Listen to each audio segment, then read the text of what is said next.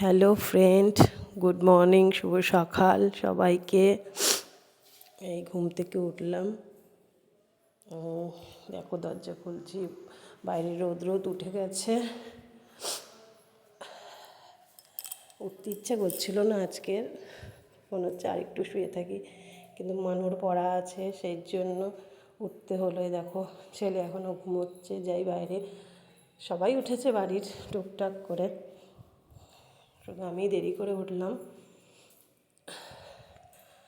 এবার একটু ফ্রেশ হতে যাব, ফ্রেশ হয়ে চা ফা করবো।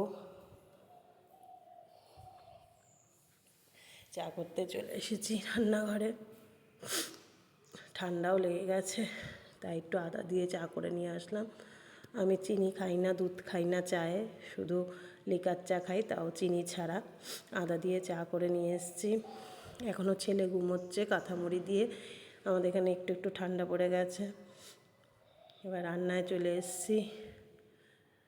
এই ডিম ভাজা করছি, সকালেরা টিফিন খাবে, বললো ডিম ভাজা খাবে, তাই ডিম ভাজতে এসেছি। তারপরে আস্তে আস্তে রান্নাবান্না শুরু করে দিচ্ছি। সব কিছু জোগাড় করা হয়ে গেছে। ডিমটা ভেজে ওদেরকে দিয়ে তারপরে সব, আজকে বেশি কিছু রান্না করব না, আজকে অল্প স্বল্পই রান্না করব। ছেলে মেয়ের আবদারে, ছেলে মেয়ে বললো আজকের মা একটু রাইস করো আর চিকেন করো, ব্যাস আর কিছু করো না, তাই আজকে আর সেরকম কিছু করব না। এই টিফিনটা হয়ে গেলে তারপরে করব। ডিমটা ভেজে নিই, ভেজে নিয়ে